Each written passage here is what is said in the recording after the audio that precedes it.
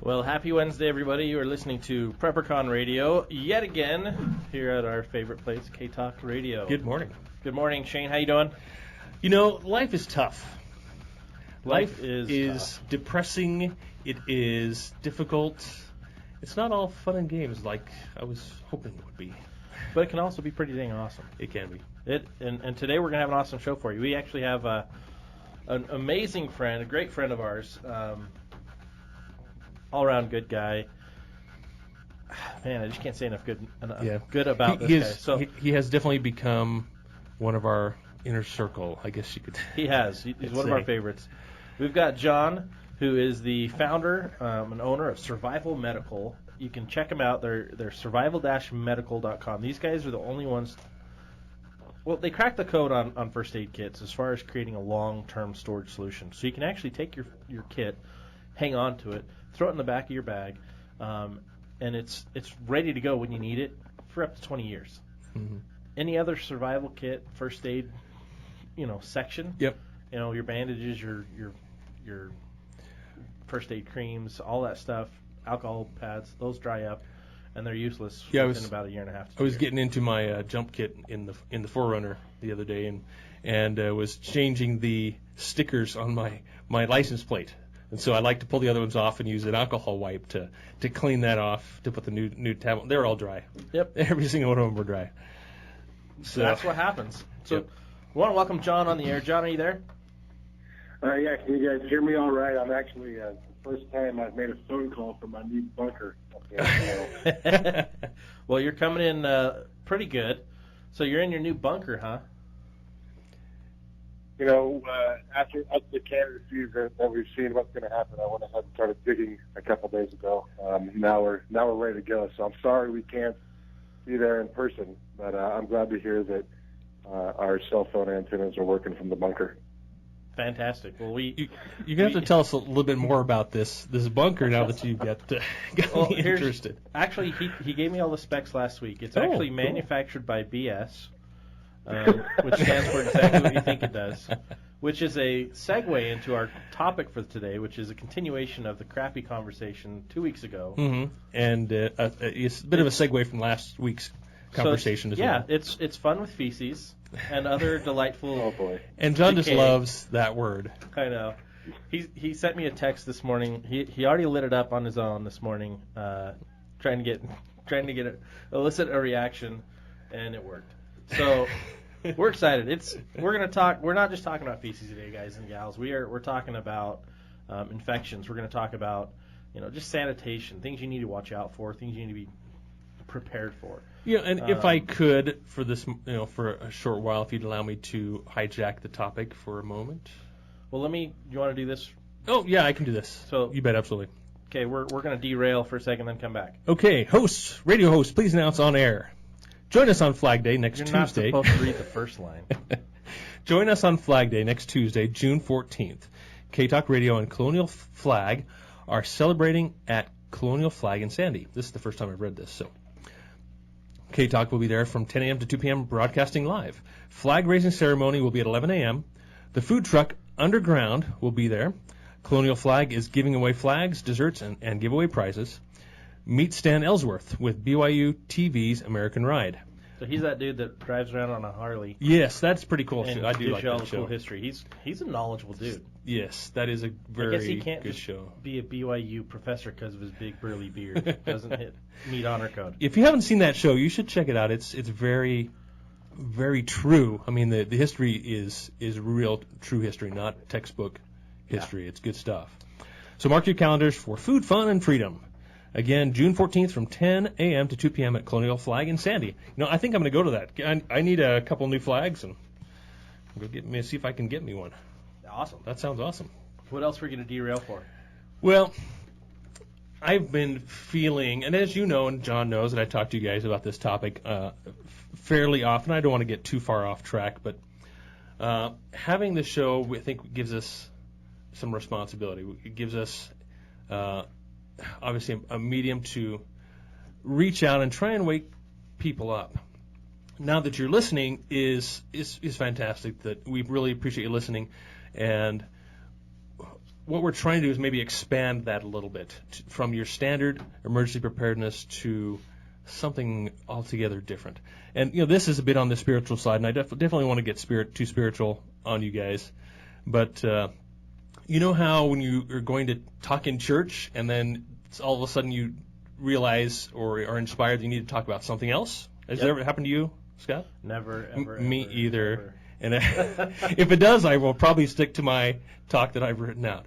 But today, that was kind of my feeling as I was sitting in front of the studio this morning thinking, and you and John are going to go, oh, yeah, you're talking about this again, Shane.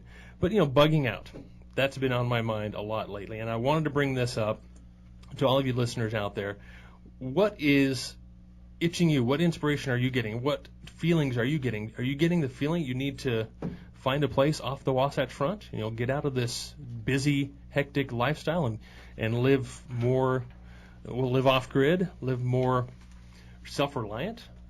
That's what I've been feeling, and that's really been bugging me lately. And John, you know that because I've been talking to you about that, and you too, Scott.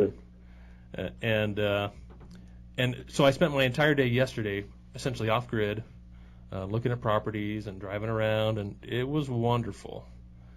And so I wanted to put that bug in all of your ears out there. What are you feeling? If feel free to call in. And are you feeling? Do you have that thought? Is like, what? I'd like to get out of here. I want to get off the Wasatch Front. I'm just curious. I wanted to throw that out there to you guys. And if you haven't felt that, maybe try and get a little more in tune and see what kind of type of inspiration you're getting. So Shane said call in. Here's the number, 801-254-5855 if you want to call in and chime in on any of our topics for today. It's interesting that you bring that up, Shane. A few weeks ago, I had the opportunity to be up in Idaho. This really cool guest ranch,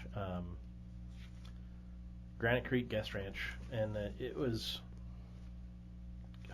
just heaven. It's so nice to get out and just kind of disconnect from the valley, disconnect from the whole rat race, so to speak, right? I think as human beings, we need that disconnect, because what that does is that helps us reconnect to what's actually real and what's actually going on, and that's when we, regardless of your religious beliefs, it allows you to regain who you are spiritually, physically. Your soul is strengthened by being in the woods. And man, it was so amazing. It was so beautiful up there, and it helped so much. So actually, I've created a goal personally. Mm-hmm. Every week, I've got to get into the mountains. Yeah, great goal. Not just, hey, I drove through the canyon. pass. I drove up Harley's. Woo! No, I've got to get up there. I've got to go hiking. I've got to actually explore. I've got to enjoy it. Because for me, that actually is a mental health, emotional health, physical health improvement. All factors of my health get improved by that. And I think a lot of people are starting to realize that. And I don't know if it's too late for us, but we need to be doing that. We need to be responding to those impressions. So, John, I know that you've lived off-grid and you've really kind of separated yourself a lot more than we have here. You're up in Idaho. And what are your thoughts on this, John? It's interesting to bring that up, because actually when you talk about sanitation, I have to admit that's not something that I've ever spent a lot of time thinking about. And the reason being that sanitation is based on around a lot of people, right? Mm-hmm. And so I've spent most of my life, almost my entire adult life, I've been deep in the mountains of Oregon, Washington, Minnesota, far away from people off grid. I'm currently in a rural lifestyle up here in Idaho. Can always get more far out, in my opinion. But I think that's, sanitation, when you talk about that, is get away from people. You're going to be more sanitary. You know what I mean? That's why you saw civilizations develop the way they have. But absolutely, I think when we talk about preparedness, when we talk about survival, your biggest threat is people, whether that's, no matter what that looks like. That could be in the form of disease from sanitation, like you talked about last week. That could be in the form of I'm hungry and you've got food. Yeah, and that's a great segue into our topic. And like we mentioned last week, is when you do have an infection or you have a disease, what do? You separate that person in a clean room, in a separate room. Quarantine, exactly. So essentially, when you do bug out, when you leave the population, you're quarantining yourself from from potential pandemics and such. And I absolutely am of the belief, I personally, when you talk about bugging out, I look at that as a last-ditch effort. Mm-hmm. I'm of the opinion, bug out now. Get there now. Yep. Live that lifestyle now. Grow your garden there now.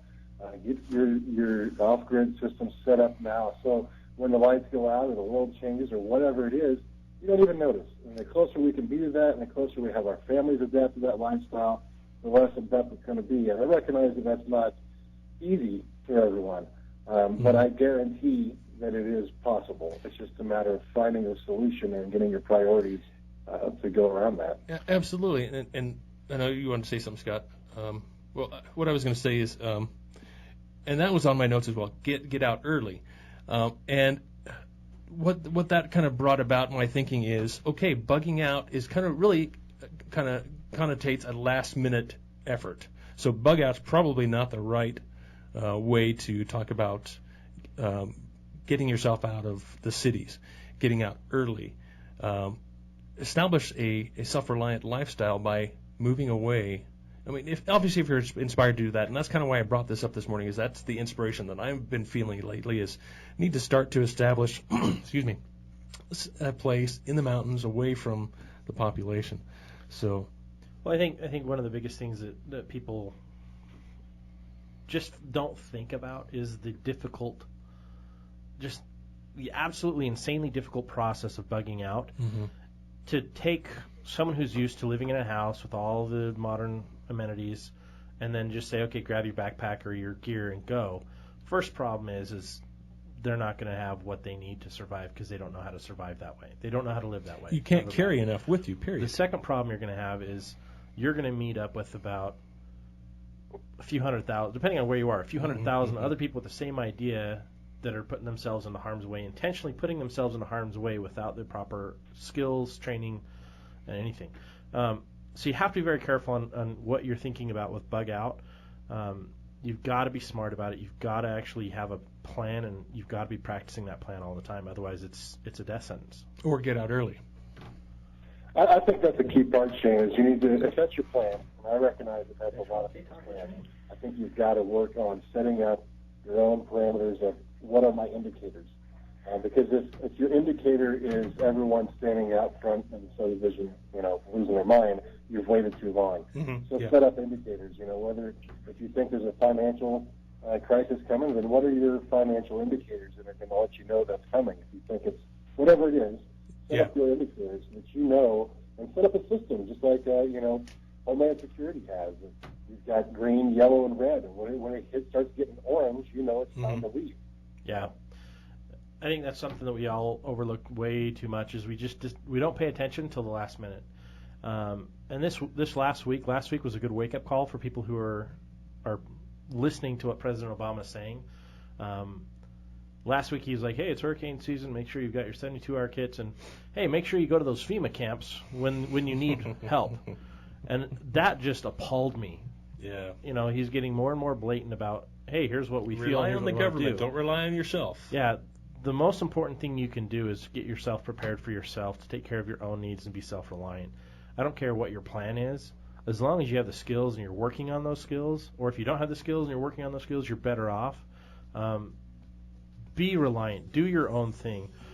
You are the one that has the power. Each and every one of you that's listening, you have the power to take care of yourself. You have the skills and abilities to create a better outcome for yourself when things go awry.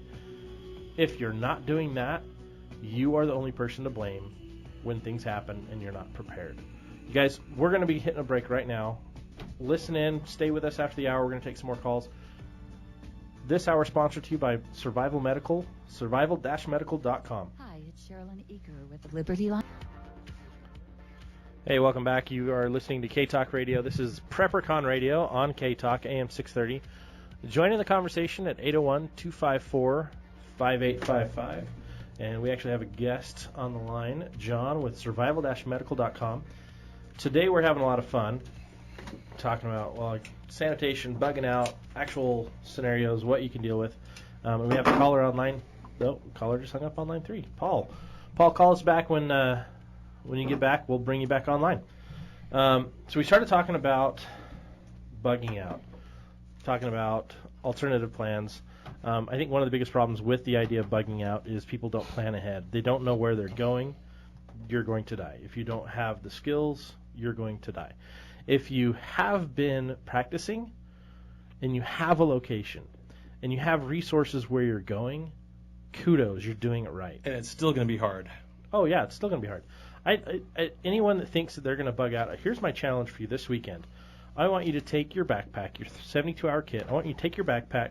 I want you to hike up into the woods, and I want you to spend all weekend there, come back on Monday, write down everything you learned, and call us next Wednesday. Tell us what you think. Or even just spend a couple hours up there with your backpack. No, that's not enough.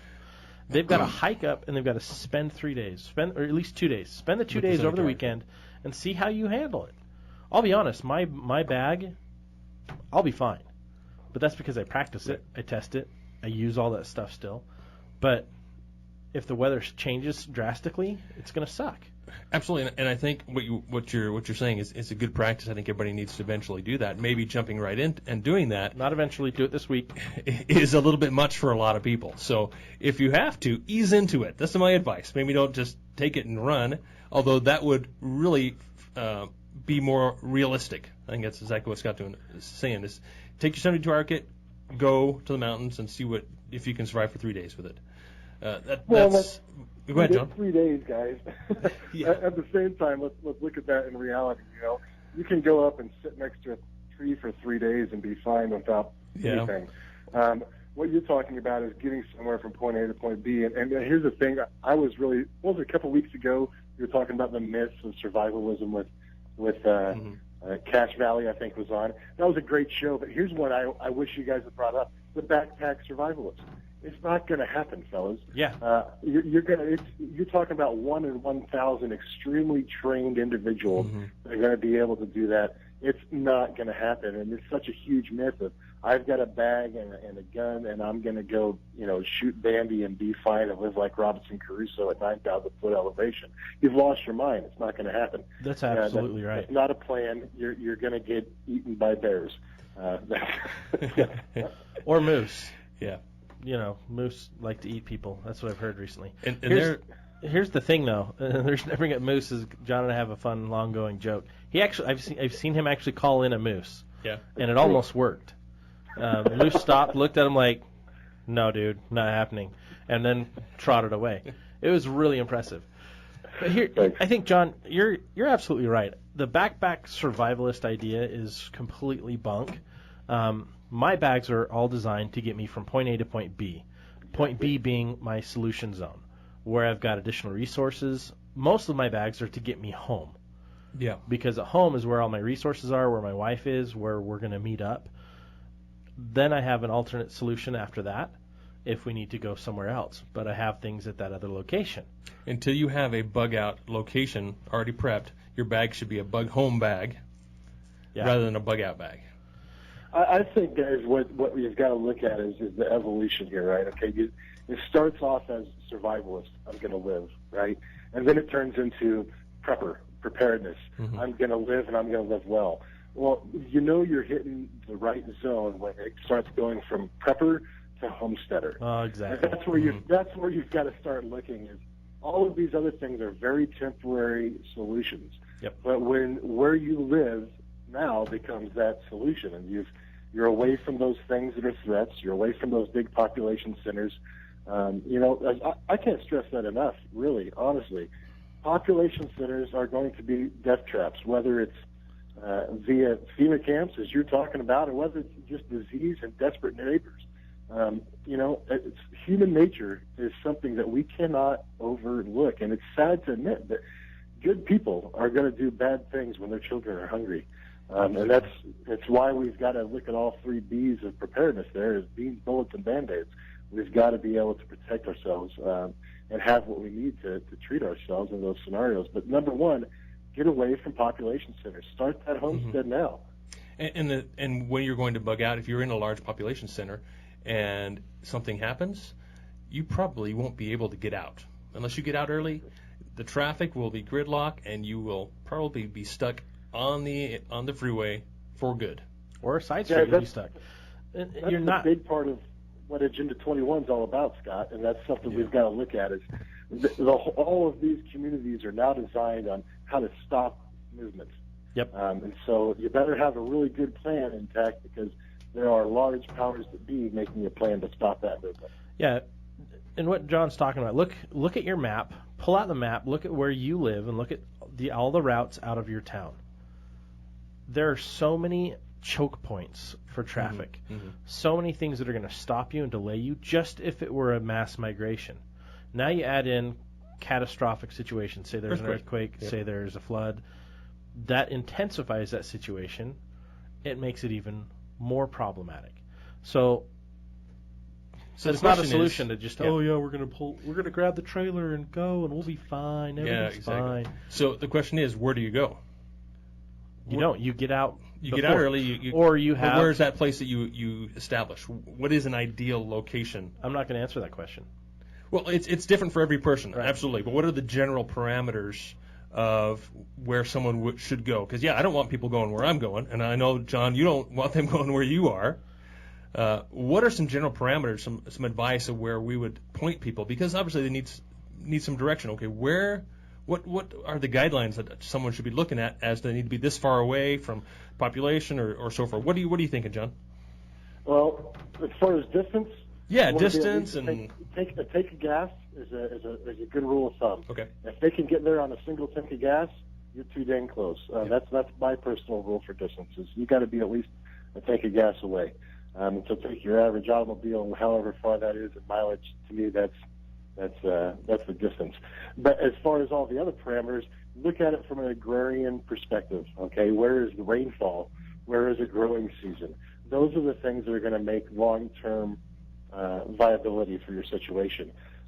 Also, what are your natural resources around?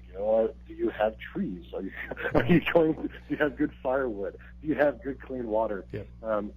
I think that's really the two things: is get more than a tank of gas away, and then look at it from an agrarian perspective. Are you going to be able to sustain yourself there? Here's one thing that I take into account is, okay, there may be a period of very difficult time where you want to be completely isolated, but when that is over, you don't want to be so far isolated that you can't be like within walking distance of a small town where there's a small population, within in a day's walk.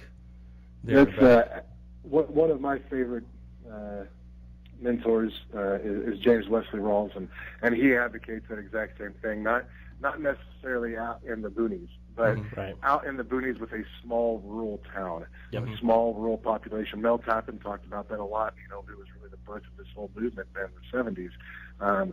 The small rural communities, and make friends, make neighbors, make a network, get to know the mechanic, get to know the baker, and that small rural community. You don't have to go out and buy 600 acres in the middle of North Idaho wilderness.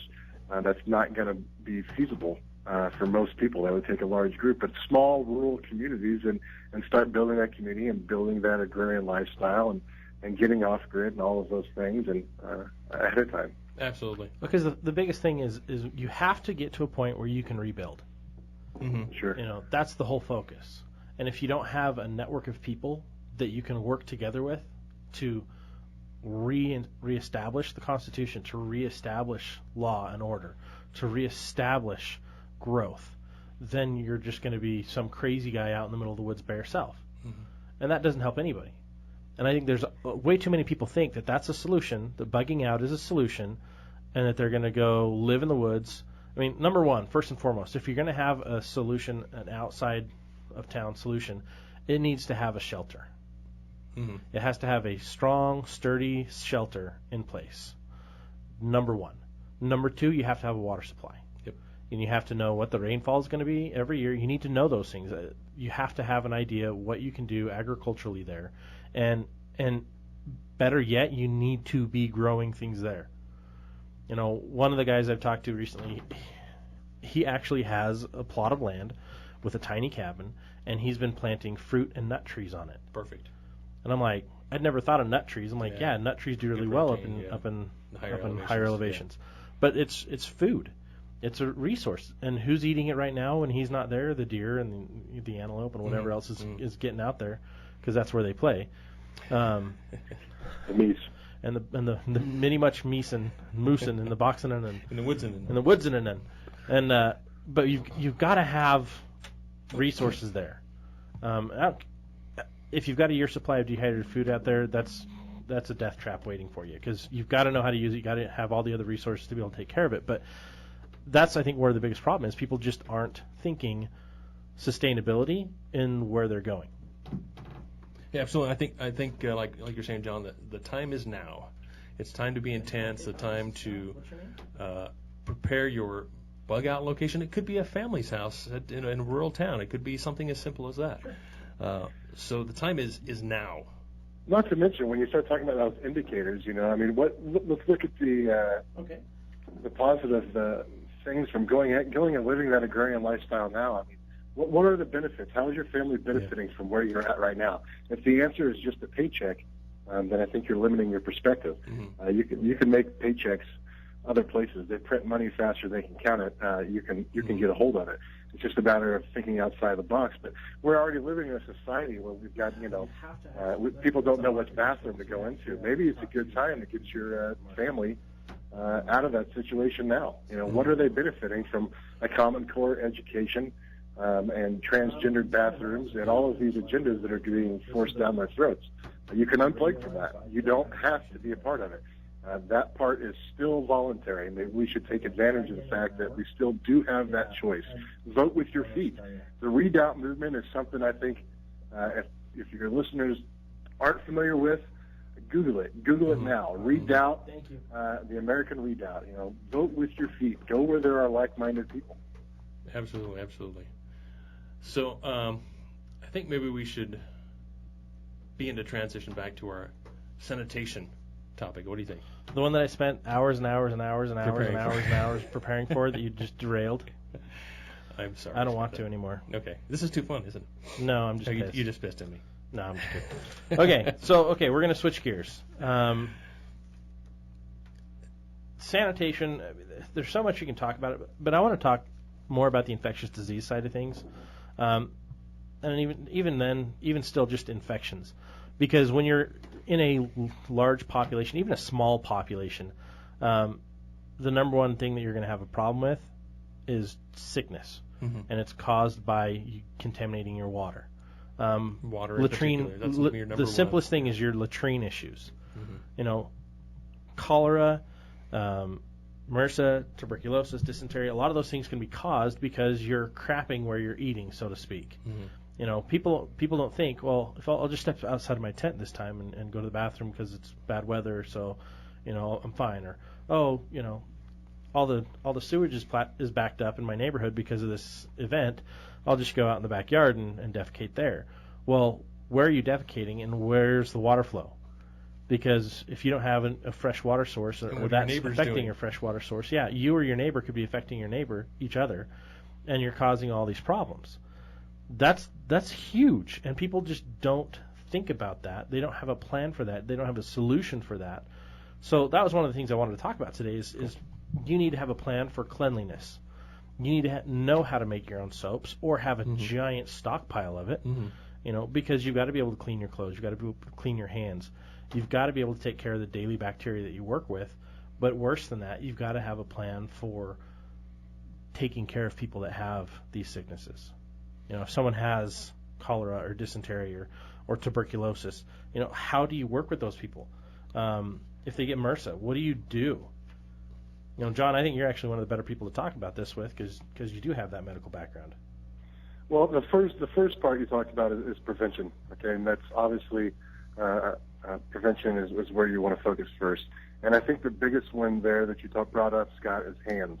Now, water sources are a big one, but they are harder to contaminate as opposed to your hands.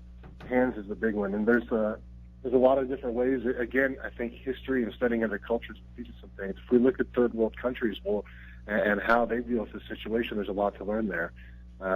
For instance, if you go to a lot of third world countries, it's taboo to touch anyone with your left hand because that's what they use to wipe with, right? Mm-hmm. And so getting into just those simple habits, something that simple can help cut it down. But washing those hands, a good one I think to have on hand, I personally like to stockpile a lot of chlorine tablets. I do that via going to Sam's Club right about this time of year, or Costco, and I'll buy a giant 5-gallon chlorine tablets. Exactly. Okay. Because that's going to keep longer.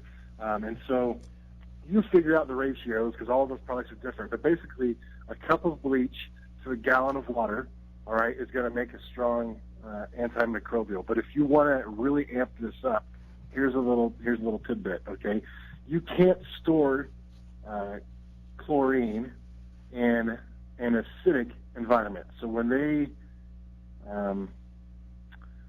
make it, it's acidic. Mm-hmm.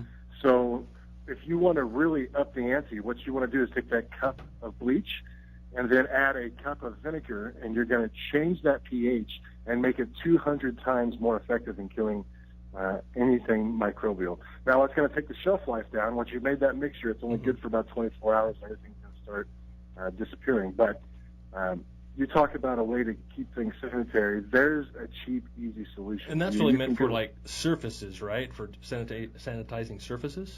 Well, you stick your hands in it. Oh, really? Stick your hands in it and wash it. You know, have a bucket of this in your outhouse next to your dug latrine, and when you're done, dip your hands in it and wash it, and just keep it there.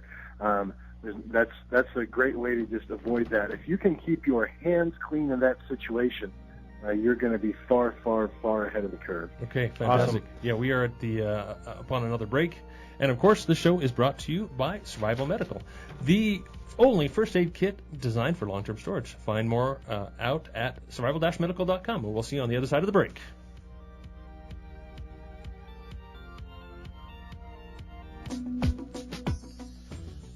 Hey, thanks for coming back with us. We're listening to PrepperCon Radio on KTALK AM 630. It is 8:41. We're talking with Jon with Survival Medical. That's survival-medical.com.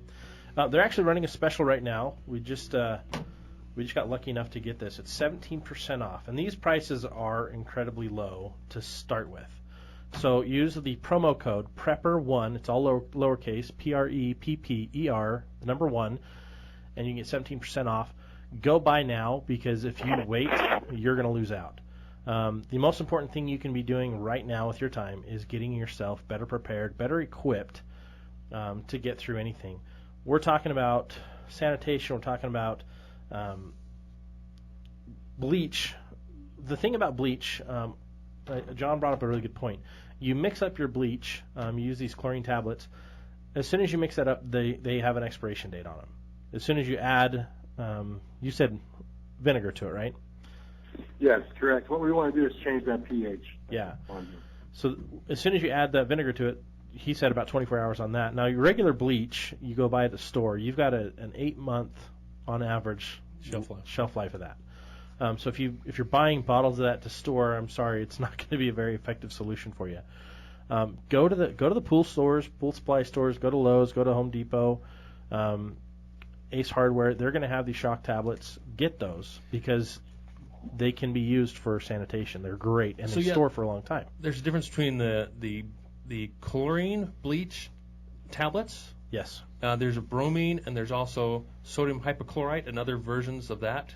Is that right, Jon? What do you recommend? Just the chlorine? Personally, that's what I store, yes. I mean, there's a lot of arguments either side of the pros and cons of all of which. I do the chlorine just because of the chemical breakdown. It's easier for I understand it more, basically. Okay. Just like I wouldn't have a rifle and a rare caliber that I don't understand. I understand. I'm more familiar with chlorine and its chemical makeup, so that's what I personally store. Cool. Yeah. And make sure whatever you are storing, whatever you are using, you're practicing, you're getting used to it. You know how to use it. Because if there is an emergency situation, you've got to use it and you don't know how to use it, or you can't remember how to use it because you haven't trained, you're going to be in a big world of hurt. Always keep directions and instructions with it as well. So that way, if you can't communicate, someone else can at least read the instructions and see what they need to do with it.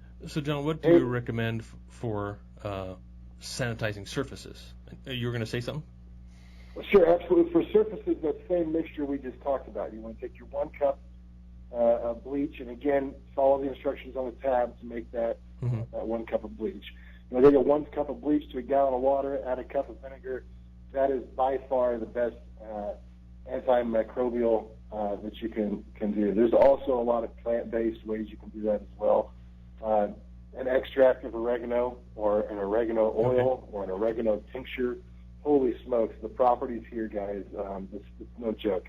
Absolutely no joke what that plant can do. And you talk about a plant that'll grow well on our particular zone, in our particular region. It'll grow here. It's sustainable.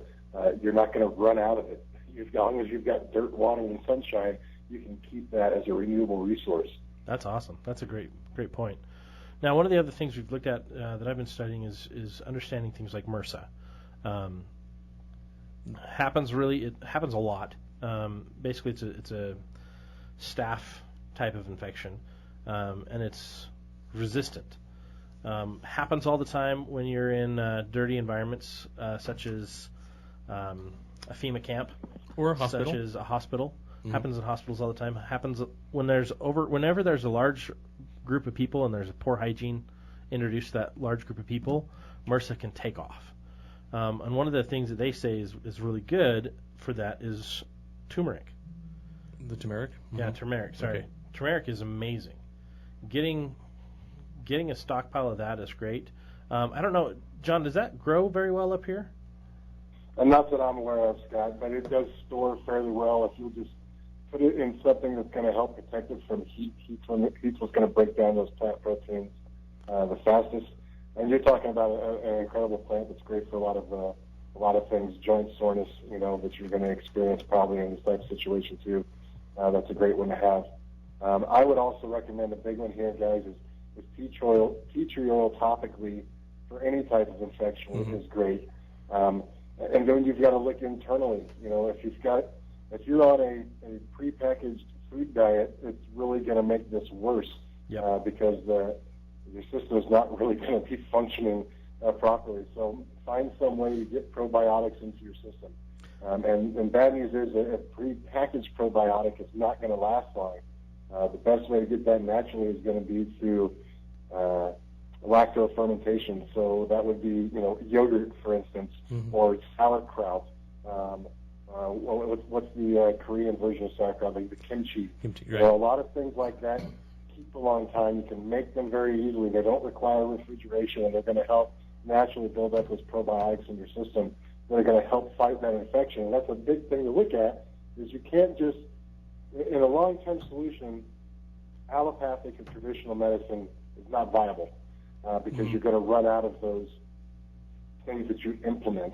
Looking at things from a more holistic and naturopathic way is what's going to last in a long-term, life-changing preparedness type situation. And they don't build up resistance to these natural oils, these essential oils and such. These germs do not build up resistance to it, so it will always be effective against the MRSA, the different bacteria and so forth, including colloidal silver.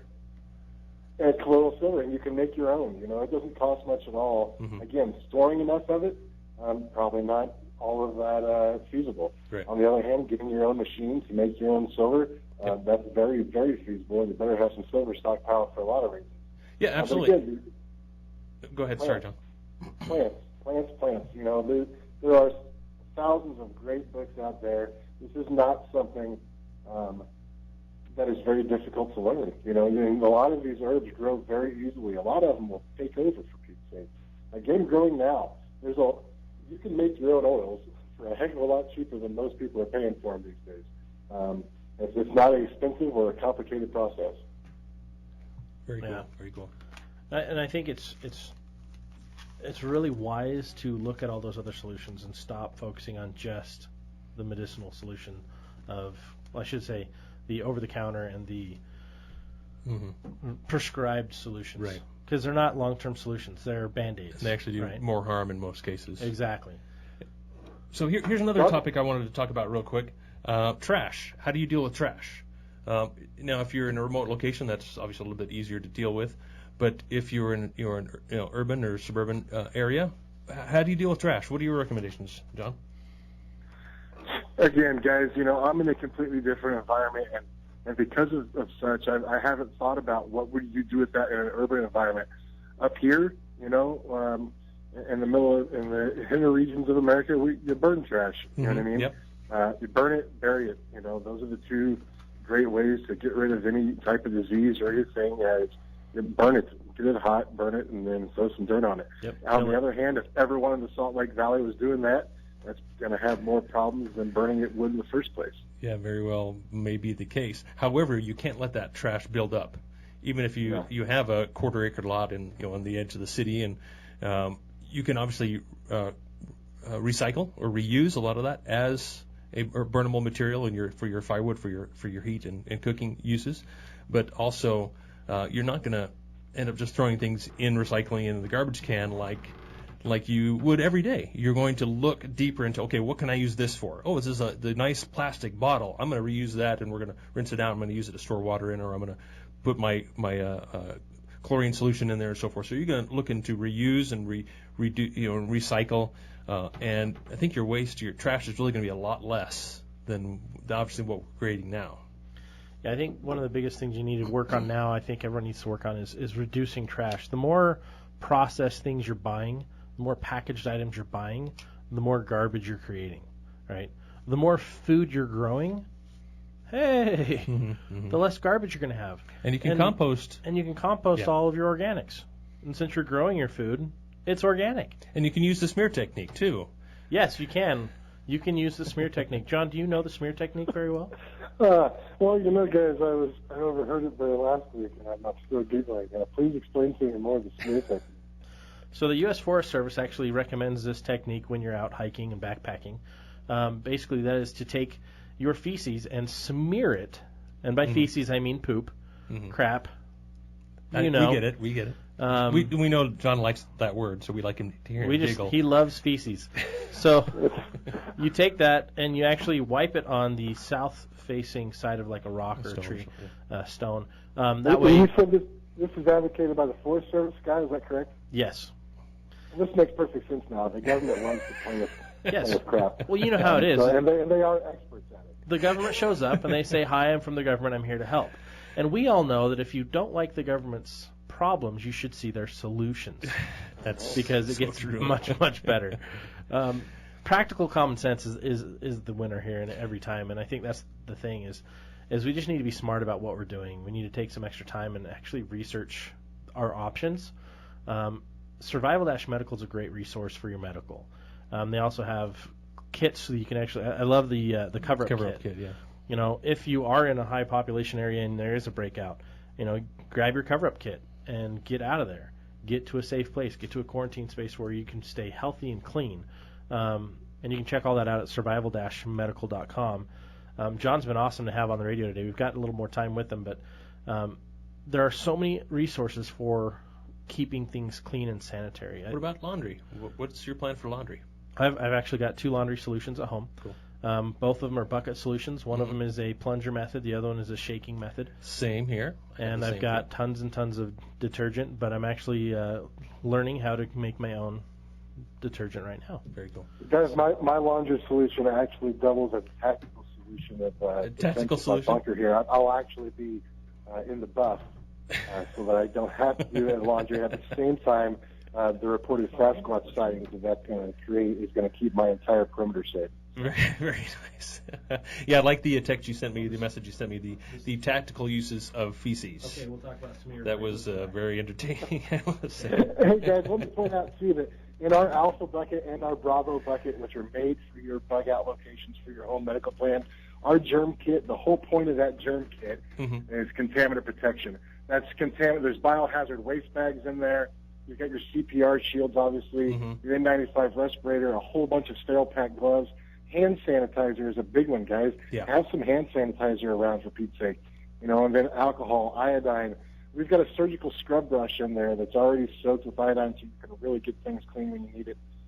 So we've got a lot of this covered in our Alpha and Bravo buckets that you'll find on our website there. Yeah, very cool. The one of the items, or 2 of the items I really advocate for your everyday carry, not that it's on your person, but it's in your bag, is the N95 masks and hand sanitizer. As like we were talking before, the reason we have these bags is so we can get back to our resources, whether it's a bug-out location or back to your home where all of your supplies are stored. So obviously you've got to keep yourself healthy, uncontaminated before you get there. So masks, and you can even get N100 masks, so even better. and that hand sanitizer. Very, very important aspects. And you can't buy those N95s and the N100s, all of those particulate masks. You can buy them in a flat fold. Right. Buying the cupped ones like that people traditionally think of, they're a lot harder to store. Get them in a flat fold. They're going to fit in a lot better places for you in your everyday carry or in your car or Absolutely. in your bug out bag, whatever. Great point, because I keep one in my bag. It's flat. It doesn't. It's ready when I pull it out. It's not deformed, and so it's going to fit nicely around my face. So we just had a. Absolutely. We just had a caller call in and ask us to finish talking about the smear technique, which we derailed. So let me jump to this. There's a lot of different techniques for when you're backpacking, hiking, camping, living in the wild. Everything from packing it out to latrines to just avoidance of rivers and streams when you're using when you're doing a number 1 or number 2. Yeah, the idea of the smear technique is to allow it to dry, right? Yeah, so there's the smear/toss technique, and what that is to disperse it as much as possible away from waterways. Right. And what it is it's to smear it on the south-facing side of either like a tree or toss it, spread it out. Wood or whatever. Wood, rocks. And what that does is it allows the sun to actually decompose the bacteria that's in it. Yep. And by smearing it out, you're thinning it. You're like spreading peanut butter on toast, right? Your toast in this case is a rock. And by doing that, you're allowing the sun to actually do its job and kill the bacteria. Yep. If you're not killing the bacteria, that poop is just a time bomb of disease and bacteria. Yeah. So we're running out of time. Thank you for tuning in. You're listening to K-Talk Radio. This show has been sponsored by Survival Medical, the only first aid kit designed for long-term storage. Check them out, survival-medical.com. Thanks again, John. Thanks, John. Hey, thanks, guys. Have a good one. Good luck with that smearing.